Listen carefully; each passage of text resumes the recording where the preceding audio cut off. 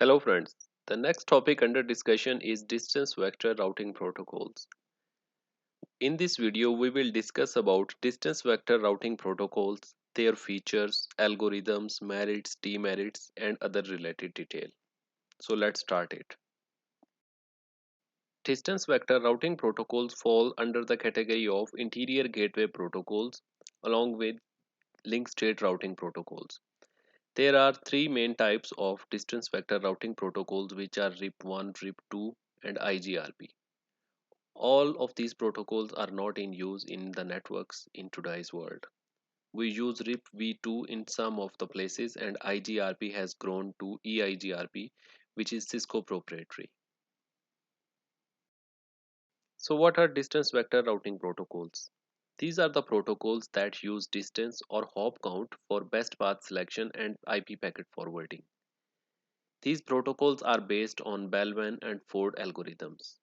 Distance vector routing protocols are also called routing by rumour because each router gets the information from its neighbors, which the neighbor have learned from their neighbors and so on.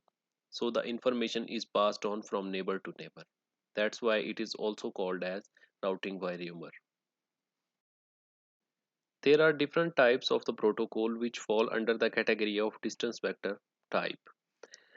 For IP, we use RIP, IGRP, RIP v1, RIP v2, and for other protocols, we use XNS RIP, IPX RIP, RTMP, and so on.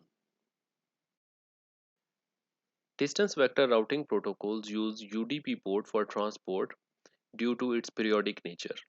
The first routing protocol standardized in 1988 was RIP1, which was a distance vector routing protocol. So it is the oldest type of routing protocols. Distance vector routing protocols are based on only two factors, that is distance and vector. Distance or metric is used to reach that network, which is hop count as well, while vector direction, path or exit interface is used to get there. For example, next hop address and exit interface. So basically it is hop count and the direction, like which router to follow.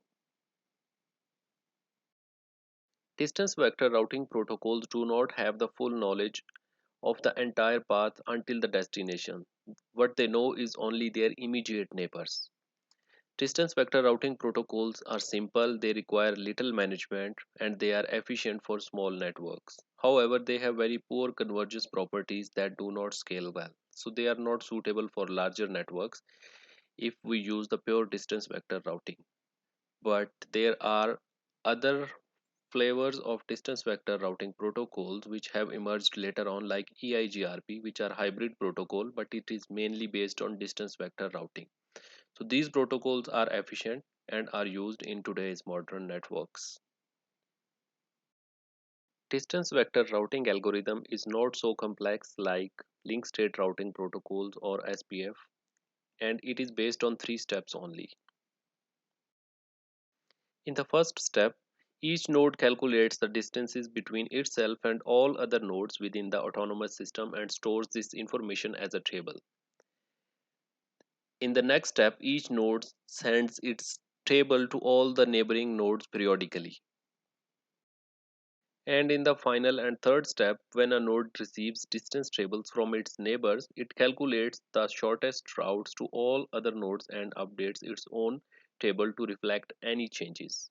And then from now onwards, they continue to share the periodic broadcast and updates to continually update their routing tables. So that's all. It's not so complex like SPF or Dijkstra's algorithm.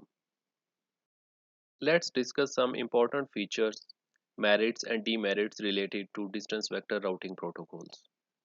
First of all, distance vector routing protocols are based on Bellman and Ford algorithms for path calculation and best path selection. Distance vector routing protocols use periodic updates only. Routers running distance vector routing protocols keep on sharing the information periodically whether it is changed or not.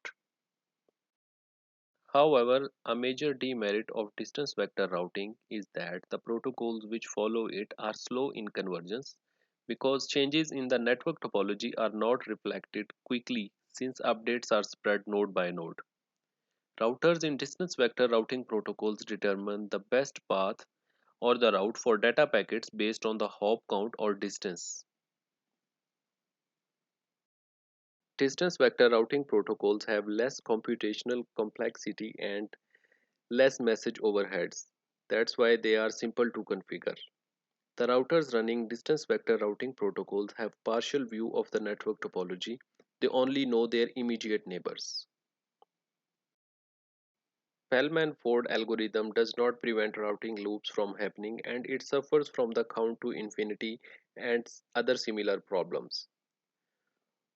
Although most of the protocols have their own remedy for it, for example, RIP uses split horizon and maximum hop count to avoid the routing loops. So every protocol which is based on distance vector routing protocol must have some sort of its own mechanism to avoid the routing loops. Distance vector routing protocol send the entire routing table in the updates periodically.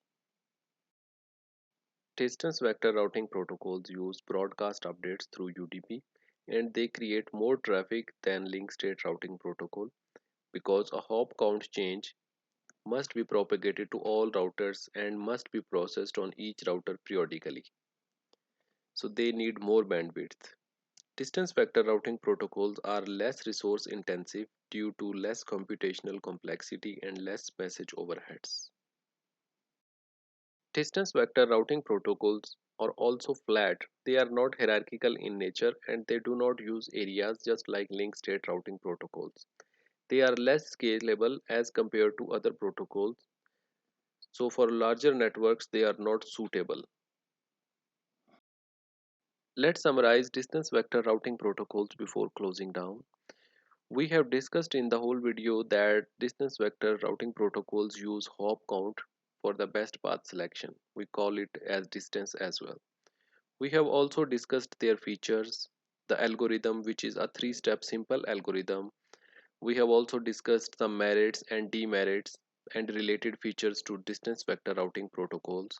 So these protocols are slow in convergence, their hop count is metric, they are simple in configuration, they are more susceptible to routing loops, they consume more bandwidth, and they have only single domain, they are flat in nature, and they are less scalable.